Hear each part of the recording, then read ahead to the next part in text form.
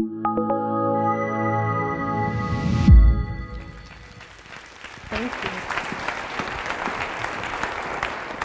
Hello, everyone. It is a joy to be here with you today in Flint, Michigan. This is my first time in Flint, and I am loving it. I'm excited to share with you about Life in a Jar, the Irena Sendler project, a high school history project that changed my life.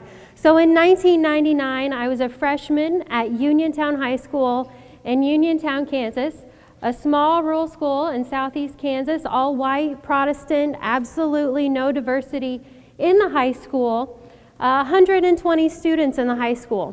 But we had an amazing high school history teacher named Norm Kennard, and he wanted to bring diversity into our classroom by taking the stories of unsung heroes, doing in-depth research, and putting together documentaries, performances, exhibits, websites, an amazing avenue to bring an opportunity to teach respect and understanding for all people, regardless of race, religion, and creed. So I, along with two other students, joined, and we decided we wanted to write a group performance, and we wanted to learn more about the Holocaust.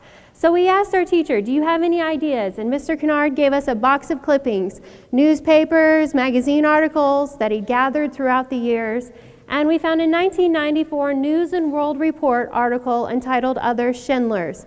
Featured 8 rescuer stories, and one of the paragraphs said Irena Sendler saved over 2,500 Jewish children from the Warsaw Ghetto during the Holocaust.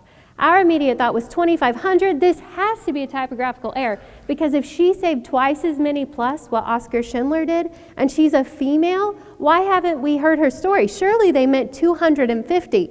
So we asked Mr. Kennard, have you heard of her? Well, he hadn't. He suggested we do a Google search. One website, one result, that was it, confirming she saved the 2,500 children. Earlier this week, I Googled her name and over 400,000 results popped up. So when you Google, depending upon the day, sometimes there's over 600,000 to 800,000 results now sharing Irena Sendler's story. So Life in a Jar, we started researching. We went to the Midwest Center for Holocaust Education. We went to the Kansas State Historical Society. We went to university libraries. Nothing in English about this woman. So per Mr. Kennard's suggestion, we start researching the Warsaw Ghetto, other rescuer stories, Poland, World War II, the Holocaust, to write our performance.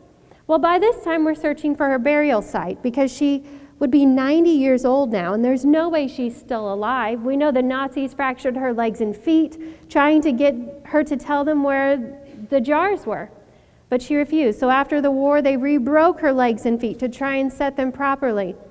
No way she could still be alive, but we got an email telling us she's still alive. She lives in Warsaw.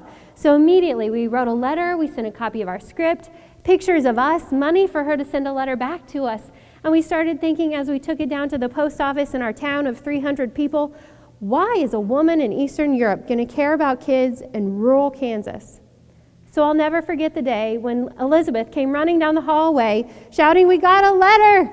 We're so excited. There's one hallway in Uniontown High School, so it didn't take us long to get to Mr. Kennard's classroom, and we rip open the letter. We're so excited to hear from our hero, and we pull it out, and it's all in Polish.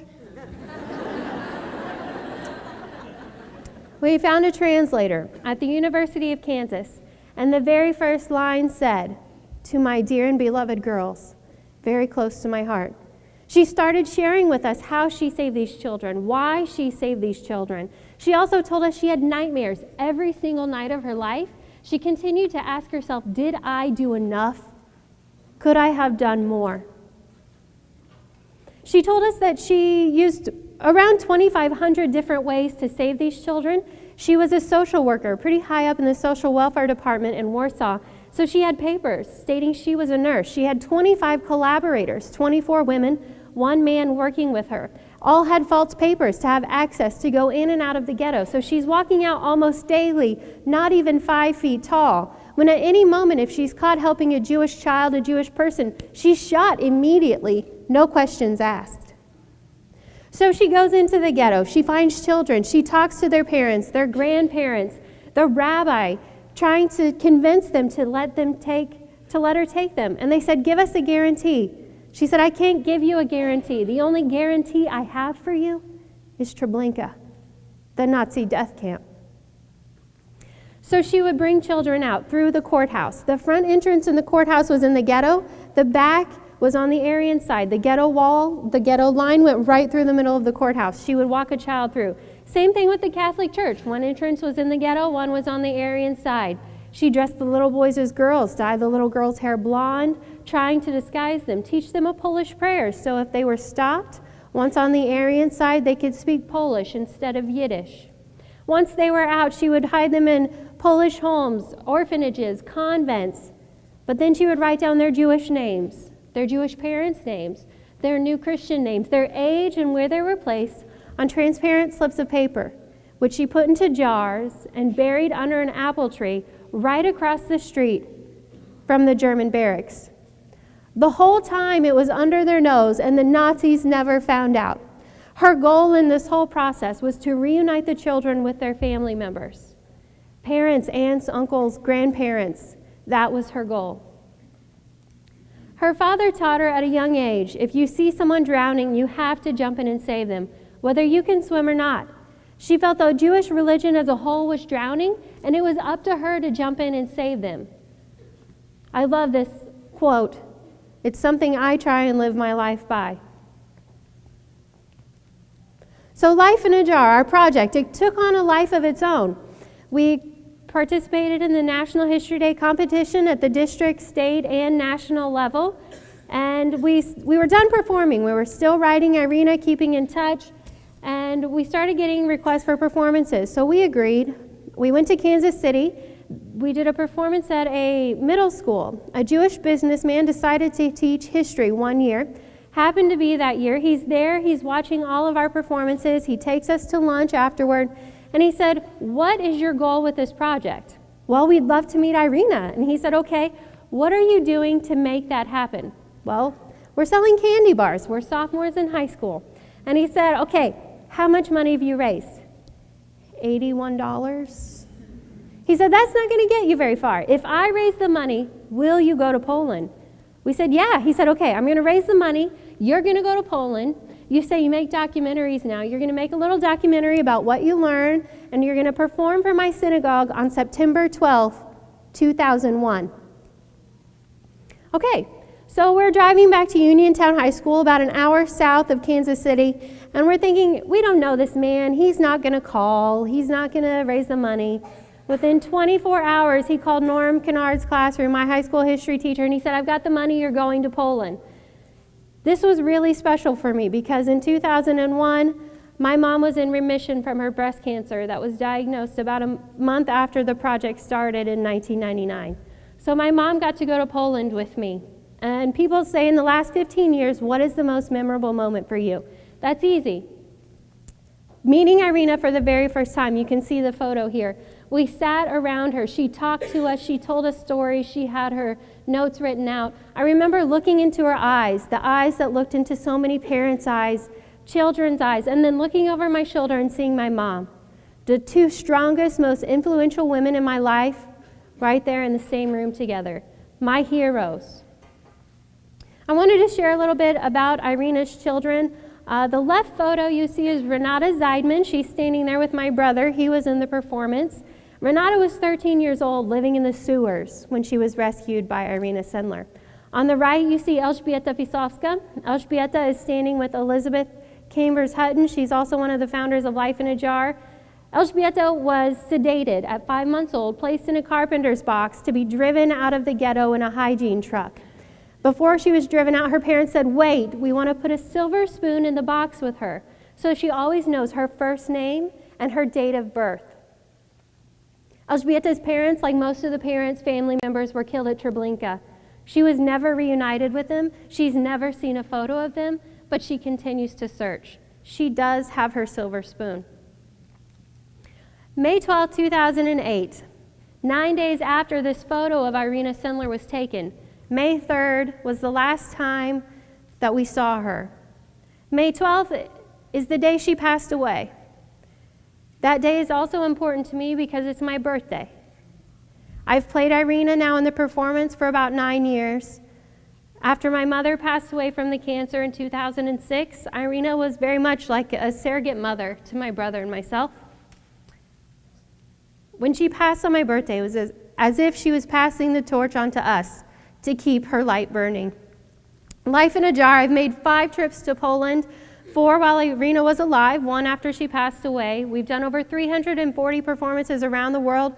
We continue to perform. This fall we'll be in Philadelphia and Nova Scotia sharing our project. IrenaSendler.org is our website. We've had over 50 million hits now. Visit our website, learn more about Irena Sendler.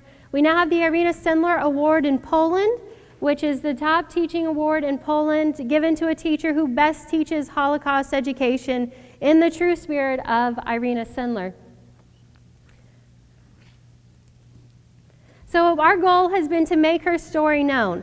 We have done this through our book. It tells our story, how we found Irena, Irena's story more in depth, and the Hallmark Hall of Fame movie, The Courageous Heart of Irena Sendler, is now available as well. They're both available on our website.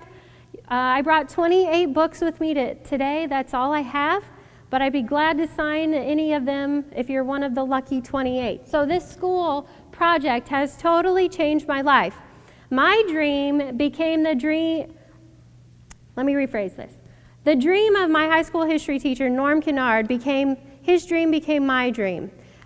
Our dream was to start a center, a foundation, a nonprofit where we could work with teachers and students around the world, teaching them how to create projects like Life in a Jar. Well, we now have that nonprofit foundation, and it is the Lowell Milken Center for Unsung Heroes, located in Southeast Kansas. We work with teachers and students around the world, teaching them how to do this. We've had projects in all 50 states, 27 countries. We've worked with over 7,000 schools, 1 million students since we opened our doors in 2007. The idea of taking an unsung hero, doing in-depth research, creating performances, documentaries, exhibits, websites, sharing these role models is a passion, and it ignites a fire inside of these students. We also bring national award-winning teachers to Fort Scott to spend time learning how to create these types of projects, and then they go back into their classrooms the following year to collaborate. Gene Shoemaker is an unsung hero real quickly. He's the father of astrogeology. He discovered the origin of meteor crater in Arizona. He and his wife Carolyn and David Levy discovered Shoemaker-Levy comet. He was supposed to be the first scientist on the moon, but he had Addison's disease, so he was unable to go to the moon. He was killed in a car crash in 1997. So to honor him, NASA sent his ashes in a lunar space probe. So we call this project Ashes on the Moon. You can find out more about the Lowell Milken Center, Life in a Jar, on Facebook, Twitter, YouTube, on our websites. I want to leave you with one thought. My high school history teacher, Norm Kennard, who's now the executive director at the Lowell Milken Center, he says, young people, this is for all the young people here today, you have the ability to reach over the walls of bias and prejudices that adults can never attempt to reach. Do not carry that ability lightly. Take hold and make a change. Thank you.